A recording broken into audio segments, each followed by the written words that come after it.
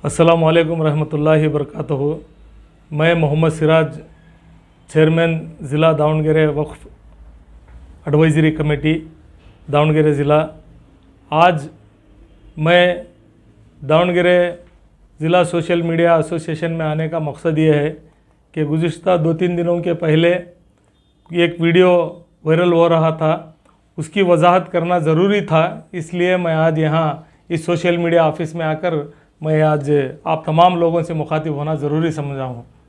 जो पिछले कई 2-3 दिनों से एक जामिया मस्जिद मेले बिन नूर के इशू पर इल्ज़ामात लगाए गए थे कि इसमें इस मस्जिद के ताल्लुक़ से बहुत सा घपला हुआ है, ज़मीनात बेचकर खाए हैं, जिसमें आली जनाब हमारे कायद MLC अब्दुल जब्बार साहब, रियासती वक्फ बोर्ड के सदर आली जनाब अनवर बादशाह साहब, हमारे डिस्ट्रिक्ट वक्फ एडवाइजरी कमेटी के हमारे वक्फ ऑफिसर सैयद मौज़म पाशा साहब और ख़ुद मुझ पर इल्ज़ाम लगा रहे थे कि ये तमाम लोग शामिल होकर इस जो घोटाला हुआ है, इस घोटाले में ये तमाम लोग शामिल हैं, ये इनके लोग हैं मुतवल्ली करके। मैं आप तमाम लोगों से एक वजाहत करना ज़रूरी समझता हूँ। जामिया मस्जिद मेले बिन नूर एक औक़ाफ़ी हमारे ज़िले का बहुत बड़ा इदारा है, जहाँ पर मैं 2015 में जब एज ए चेयरमैन होके बहैसियत चेयरमैन होके आया, उसके बाद मैं ख़ुद उस इदारे का ऑडिट करवाया। 2014-15 से लेकर 2018-19 तक मैं ख़ुद ऑडिट करवाया वहाँ पर। तो ऑडिट कराने के बाद मेरी सरपरस्ती में हमारे ऑडिटर्स को भेज के, मैं हमारी टीम को भेज के वहाँ ऑडिट कराया। ऑडिट कराने के बाद वहाँ पर क्या है, 1 करोड़ 90 पर 7 लाख रुपये जो मिसअप्रोप्रिएशन होकर हैं, या वोचर्स नहीं दिए या प्रॉपर चैनल पर ऑडिट नहीं दिए करके हमारे ऑडिटर ने ऑडिट रिपोर्ट हेड ऑफिस को सबमिट किया। तो हेड ऑफिस को सबमिट करने के बाद हमारे डिस्ट्रिक्ट ऑफ एडवाइजरी कमेटी का जो रोल रहता है, जितनी जिम्मेदारी रहती है, वहाँ तक हमारी ज़िम्मेदारी हम लोगों ने बखूबी निभाई। इसमें ना तो हमारे से कोई गलती हुई है, ना हमने किसी गलत आदमी को सपोर्ट किया है। ये आप तमाम लोगों को वजाहत करना ज़रूरी समझता हूँ। ये वफ़ के चंद कानून ऐसे हैं, फार्म नंबर 95 के तहत हम लोगों ने रेकमेंड करने के बाद फार्म नंबर 95 उन पर इशू हुआ, कमेटी वालों पर, कमेटी के सदर और अरकान को उनको ये हुआ।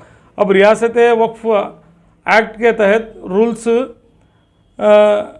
उनको जारी किया है।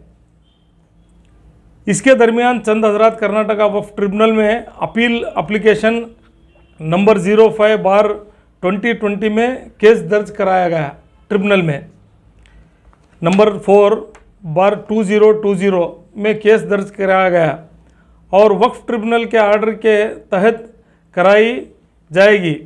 तो वक्फ ट्रिब्यूनल में उनको honourable court of Waqf tribunal Bengaluru ने आर्डर पास किया है कि वक्फ एक्ट के क़वानीन के तहत कार्रवाई करेंगे।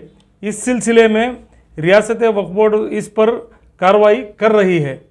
कौन से, हमारा जो 197 का जो आप बोल रहे हैं, किसी ने आलम पाशा साहब करके कहा, उन्होंने कह रहे थे कि 1 करोड़ 90 पर 7 लाख रुपए का घोटाला हुआ है, वो सभी। हालांकि ऑडिट मैंने ही करवाया था। ऑडिट में 1 करोड़ 90 पर 7 लाख रुपए का इन पर मामला दर्ज हुआ है। ये कार्रवाई ट्रिब्यूनल में भी चल रही है, हमारे रियासती वक्फ बोर्ड में भी चल रही है। इसके तहत एक वजाहत करना चाहता हूँ कि रियासत के वक्फ बोर्ड के चेयरमैन अनवर बादशाह हो, या हमारे जब्बार साहब हो, या और कोई मैं हो, हमारे वक्फ ऑफिसर हो, इसमें कोई हमारी मुदाखलत नहीं है। हमारे औक़ाफ़ी इदारे, मेरे ख़्याल से तकरीबन 200 से 250 मसाजिद हैं हमारे ज़िले में। तो एक 30 से 40 दरगाहें हैं, खानखाएँ हैं, ख़बरस्तानें हैं, आशुर खाने हैं। ये तमाम हमारे जुरिडिक्शन में आते हैं, हमारे डिस्ट्रिक्ट वक्फ एडवाइजरी कमेटी के जुरिडिक्शन में आते हैं।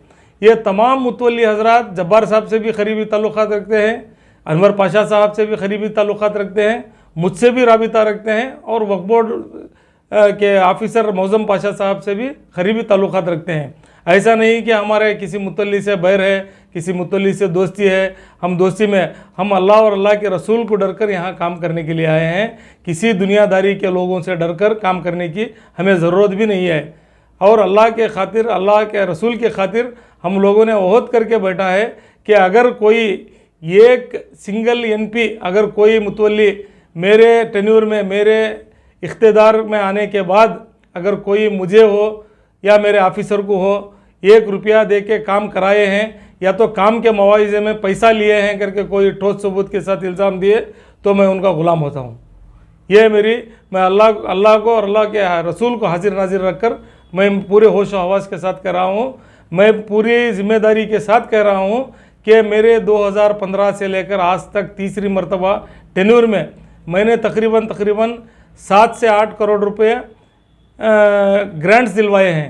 ख़बरस्तानों को हो, मसाजिद को हो, खानखाहों को हो, दरगाहों को। आप पूरे ज़िले के मैं मीडिया के थ्रू मैं मेरे भाइयों से कहना चाहता हूँ कि तमाम आप मुतल्लियों से राबिता करें कि कोई भी एक मुतल्ली आपको ऐसा कहे कि सिराज साहब ने कमीशन लेकर, सिराज साहब ने पैसे मांगकर हमारा काम करके दिया, मैं तब मानता हूँ। ये सुनी सुनाई बातों पर आप अमल ना करें, क्योंकि दोस्तों से ज़्यादा दुश्मने ज़्यादा रहते हैं। इसमें उसे जो आप समझते हैं मैं वैसा कर सकता हूँ, वो आदमी ऐसा ले सकता है। आप जानते हैं, आप बेहतर जानते हैं कि ख़रीब में हमारे केटीजी नगर में 12 करोड़ 40 लाख रुपए मैंने जब्बार साहब को लेकर, जब्बार साहब और मैं मिलकर 12 करोड़ 40 लाख रुपए फ्री ग्रांट करवाए। आप उनसे जाकर राबिता कर सकते हैं, उनकी एक चाह तक नहीं पे हम लोग।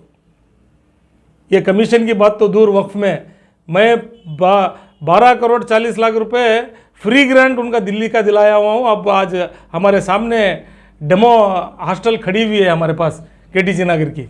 ये मैं कहना ज़रूरी समझता हूँ। मुझे कोई ऐसे पैसों की ज़रूरत नहीं है, ऐसे पैसे खाना मुनासिब भी नहीं समझता हूँ, और जो लोग खाते हैं उनको मैं पसंद भी नहीं करता हूँ, क्योंकि ये चीज़ जो है अल्लाह की इमलाक है। औकाफ में जो काम करने के लिए बैठे हैं, यहाँ अल्लाह की इमलाक, अल्लाह के घरों की तहफ़्फ़ुज़ करने के लिए बैठे हैं। नहीं हम लोग इस तरीके से काम करते तो कभी का नष्ट व नाबूद होकर चले जाते थे।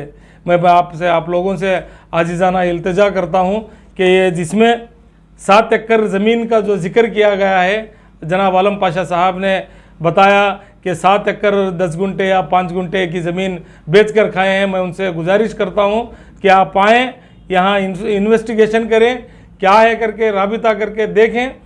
कोई ज़मीन यहाँ बेची हुई नहीं है।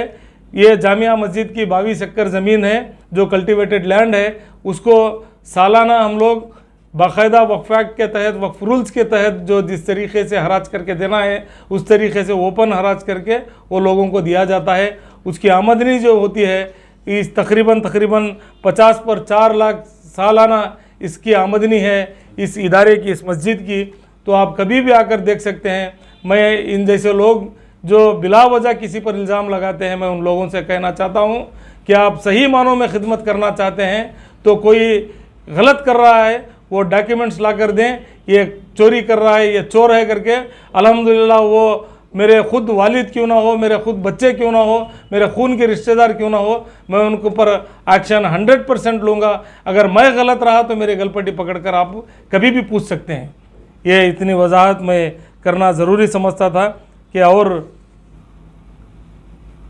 मैं और एक चीज़ आप लोगों के जहन में बोलना और कहना ज़रूरी समझता हूँ कि 2016 में जब सेंट्रल विजिलेंस वालों ने तमाम रियासत का एक सर्वे किया तो हमारे दावणगेरे डिस्ट्रिक्ट वक्फ एडवाइजरी कमेटी ऑफिस को नॉन करप्टिव ऑफिस इन कर्नाटका कर बोल के हमें विजिलेंस वालों ने दिल्ली से सर्टिफिकेट भी किया। ये अल्लाह की तरफ की इज़्ज़त है, ये कोई इंसानों की दी हुई इज़्ज़त नहीं है। मैं इसको बरकरार रखना चाहता हूँ। और कोई गैर ज़रूरी किसी पर इल्ज़ाम लगा रहे हैं, कोई भी गलत इल्ज़ाम लगा रहे हैं, आप सोच समझ कर लगाइए, क्योंकि उस पर आप पर डेफर्मेशन केस भी लगाया जाएगा। क्योंकि हम लोग ये चाहते हैं कि हमारा मामला अब आप सबूत के साथ कहें तो हम उसको मान कर चलेंगे। अगर गलत आप किसी को कहेंगे तो उसकी पूरी जांच पड़ताल करके उसके बाद आप जो भी बोलना है आप वीडियो के थ्रू बोलिए, मीडिया के थ्रू बोलिए, सोशल मीडिया में बोलिए या इलेक्ट्रॉनिक मीडिया में बोलिए, जहाँ भी बोलिए ठोस सबूत के साथ आप कहें तो बेहतर होगा। मैं एक चीज़ आज तक मैं कभी भी वीडियो नहीं बनाया और सोशल मीडिया में कभी भी मेरे 3 टेन्यूर के पीरियड में कभी भी मैंने वजाहत नहीं दी। बहुत से इल्ज़ामात आए, इल्ज़ामात लगाने वाले ख़ुद माफ़ी तलब की, तो मुझे अंदाज़ा रहा आप तमाम लोग भी जानना चाहिए कि जब भी हमारे ऊपर इल्ज़ाम आएगा तो सिराज साहब ये कर सकते हैं क्या करके आप थोड़ा ज़हन दौड़ा कर सोच के, तो ये मेहरबानी आप तमाम लोगों से मेरी आजिज़ाना इल्तिजा है, गलत अफवाहों पर तवज्जो ना दें। अगर कोई गलत है, मैं मुकामी आदमी हूँ, कोई मुकामी बाशिंदा, कोई मुकामी आदमी मुझ पर इल्ज़ाम लगाता है तो ठोस सबूत के साथ लगाएं, वरना मेहरबानी करके ना लगाएं, क्योंकि अल्लाह के पास आप भी जवाब देना है, मुझे भी जवाब देना है। मैं अल्लाह के रसूल को डर कर ये ज़िम्मेदारी निभा रहा हूँ। ये औक़ाफ़ अल्लाह की इमलाक है, इसकी तहफ़्फ़ुज़ करना मेरी ज़िंदगी का आखिरी लम्हे तक मैं हैसियत चेयरमैन रहूँ या ना रहूँ, इसकी तहफ़्फ़ुज़ करना मेरा काम है, मैं करता रहूँगा। अस्सलाम वालेकुम।